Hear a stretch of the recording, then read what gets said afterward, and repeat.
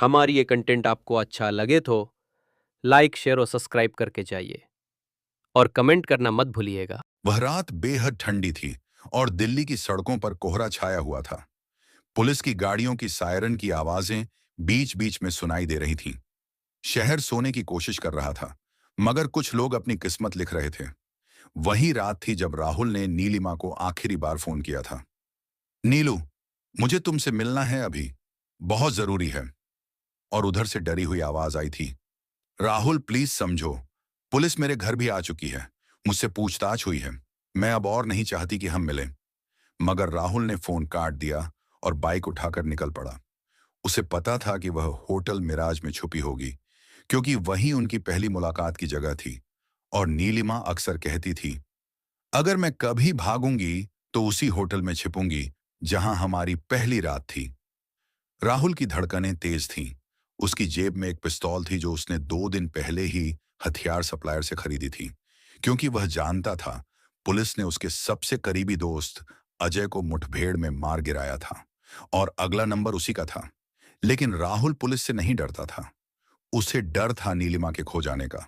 वह लड़की जिससे वह 12वीं क्लास में पहली बार मिला था, जब वह स्कूल के ऑडिटोरियम में बैठी रो रही थी, क्योंकि उसके पापा ने उसकी पढ़ाई छुड़वा दी थी और राहुल ने उसके आंसू पोंछे थे।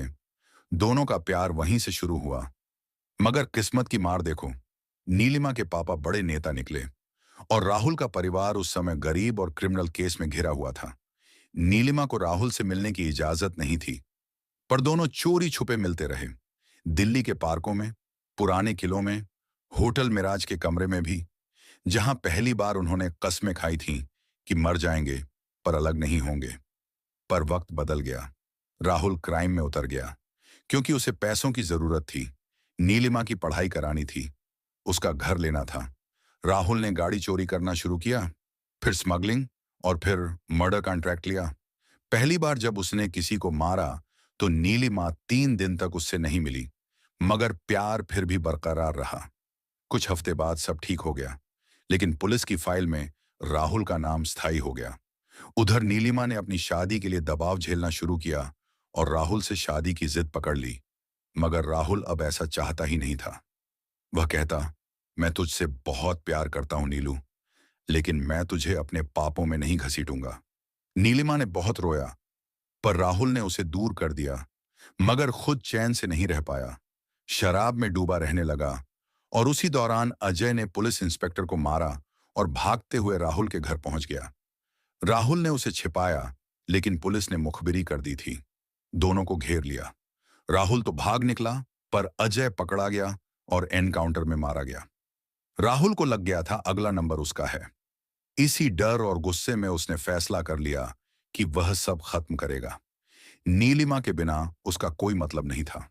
उस रात उसने पिस्तौल खरीदी थी, ये सोचकर कि वह पुलिस से लड़ेगा या खुद को उड़ा देगा। मगर फोन पर नीलिमा की आवाज सुनकर उसके इरादे बदल गए। वह बस उसे आखिरी बार गले लगाना चाहता था। बाइक खड़खड़ाती हुई मिराज होटल पहुंची। गली सुनसान थी, मगर होटल के गेट पर एक आदमी खड़ा था। राहुल ने आंखें तरेरी तो वो हट गया। रिसेप्शन पर बैठा लड़का राहुल को पहचानता था। उसने कुछ नहीं पूछा। राहुल ने नंबर 205 की चाबी ली और सीढ़ियां भागता हुआ चढ़ गया। दरवाजा बंद था। राहुल ने दरवाजा खटखटाया तो अंदर से आवाज आई, कौन है? राहुल ने कांपती आवाज में कहा, नीलू दरवाजा खोल, मैं हूं राहुल। कुछ सेकंड सन्नाटा रहा, फिर कुंडी खुली और नीलिमा ने दरवाजा खोला। आंखें लाल थीं, बाल बिखरे थे, वह कांप रही थी। दोनों कुछ बोल नहीं पाए। राहुल ने उसका हाथ पकड़ लिया। चल भाग चलते हैं यहां से। नीलिमा ने हाथ छुड़ाया। अब नहीं राहुल, बहुत देर हो चुकी है। पुलिस मुझे शक की निगाह से देख रही है। मैंने सोच लिया है, मैं शादी कर लूंगी। मैं तुझसे प्यार करती हूं, पर मैं तुझसे बचना चाहती हूं। राहुल की आंखों में आंसू आ गए।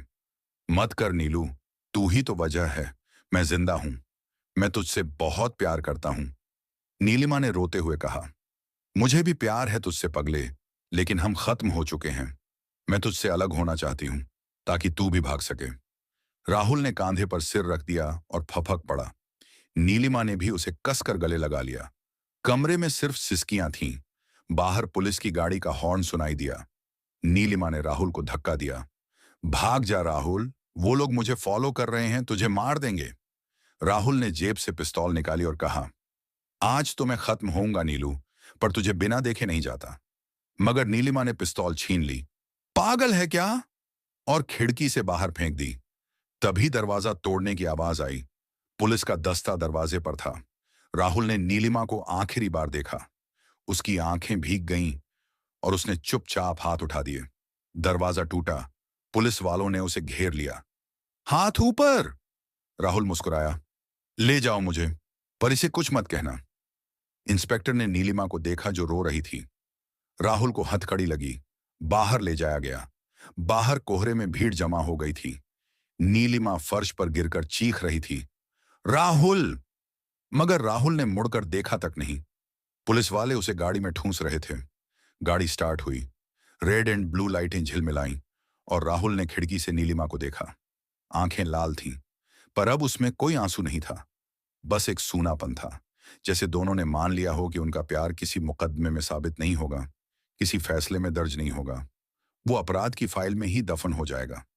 और उस रात दिल्ली ने एक प्रेम कहानी को अपराध कथा बना दिया, जिसमें कोई खलनायक नहीं था, सिर्फ हालात थे जो दोनों को मिटा गए।